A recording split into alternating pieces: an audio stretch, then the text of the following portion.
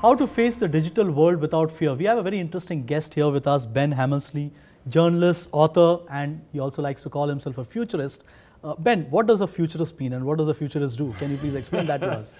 A futurist is somebody who, well, in my case, is somebody who helps companies and governments and some individuals to think about the future, to think about the next few years, and to help them make decisions about what they can do today to prepare for the next few years. Right.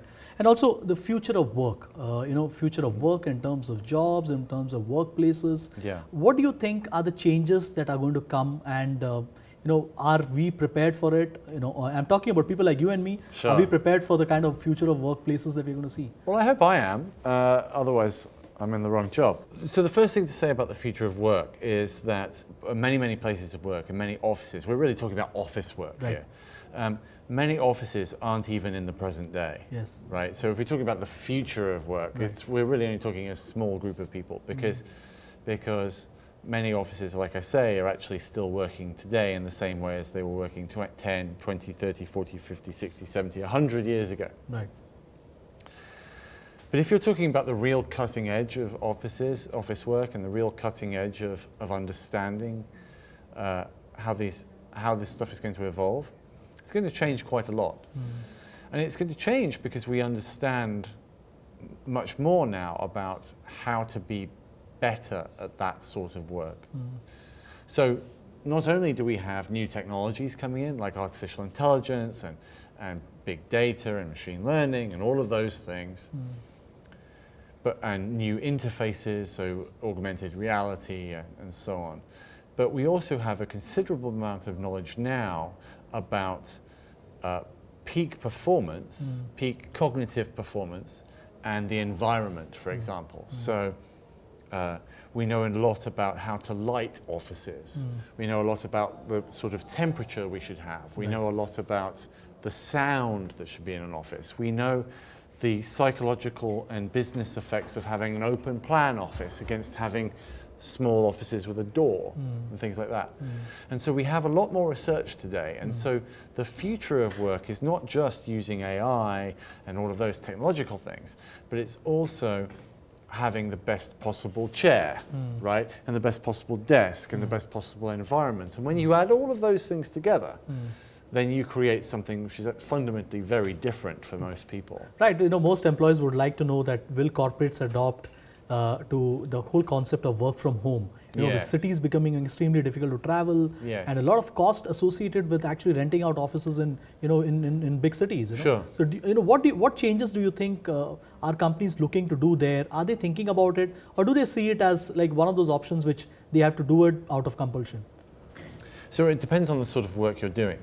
But I think the way that you make that decision, the way we're realizing how you make that decision is to think about what is the very nature of the work that you do. And not just, and what are the different types of work you do within a particular job. So some work, so you say your job takes 5 days a week, right? Maybe some of those days a week, it would be best if you worked from home on your own, in the quiet, in your pajamas, with a cup of tea, and you can be more efficient that way. And for 1 day a week, it might be a very good idea that you're in an open plan office with lots of people where you can have lots of conversations. And another day of the week, it might be important for you to actually be in the office with maybe 1 or 2 colleagues, but with the door closed. Right. Having a different type of interaction. And so we're realizing that we can reassess our work, and some of our work is best done alone or in a cafe or wherever, and some of our work is best done in an open plan office, and some is done different ways. And conversely, we're realizing that whereas before there was this idea that if you were in an open plan office, for example, you'd be much more collaborative, there would be more creativity and all that sort of thing. And we're now realizing that that is fundamentally wrong, actually. There was this great fashion, especially in London and New York, to have creative companies in open plan offices with the idea that we would collaborate.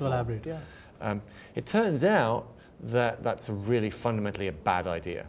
Open plan offices make you a little bit stupid. But why do you say that? Can you explain that?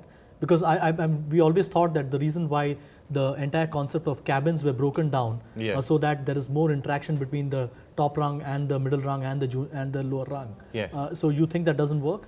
I think I know it doesn't work. I mean, we can show it doesn't work scientifically and experimentally. There are many reasons why it doesn't work. One is that you need time to focus. Any sort of intellectual or creative work requires a lot of time of just doing your work, and open plan offices make it very, very difficult to focus. It means that you're constantly psychologically a little bit stressed because there's a lot of things happening around you that are happening. It means that because open plan offices are inherently stressful, it creates a social hierarchy in terms of where people sit.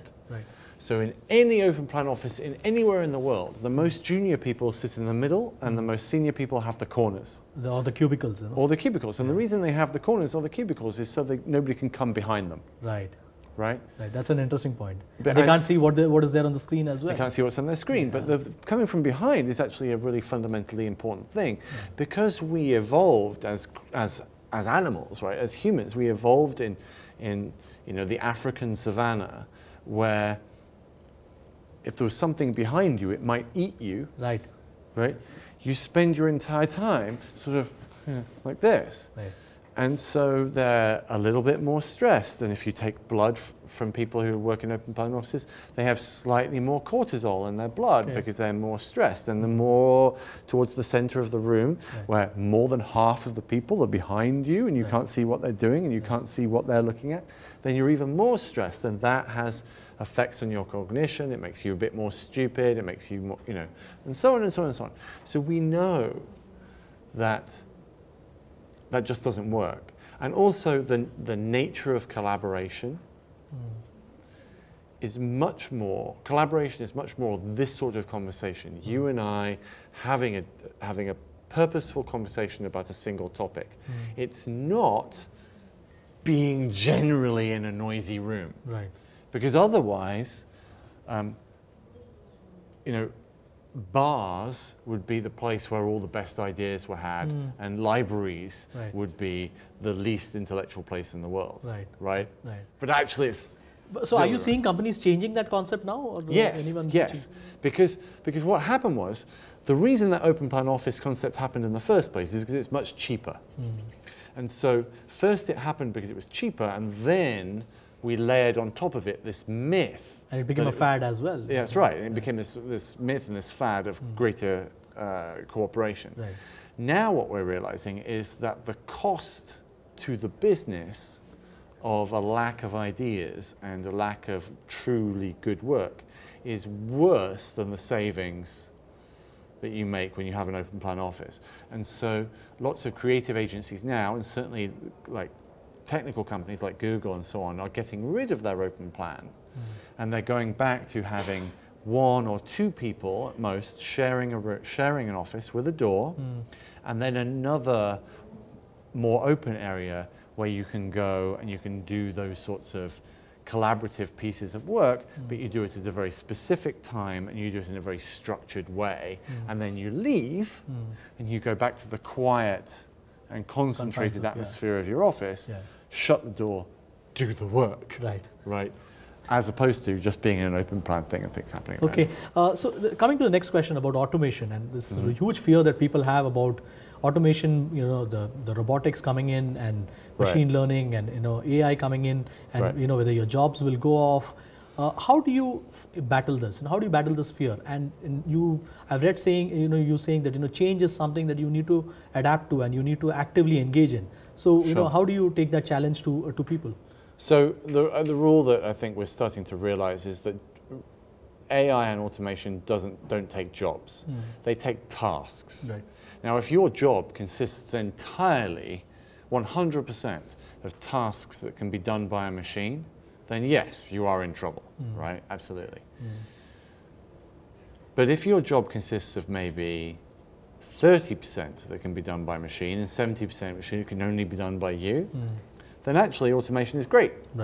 Right? Because it takes away the 30% that's kind of nonsense. Makes you more efficient. That's right. Or it doesn't necessarily make you more efficient, but it gives you more time to do the more human things. And so the way I believe that you combat the stress in your career is to look very carefully at everything you do and say, okay, proactively, you have to say, what is it that I do that could be done by a machine? And then give it to the machine as soon as possible. Just get rid of it. Get the machine to do it. And give yourself that time to then expand your role to be much more human and to take advantage of the time that you have to do the things that only humans can do, have good ideas, that sort of stuff. Ben, that was a very interesting conversation. Thank you for speaking to us. Thank you. Thank you.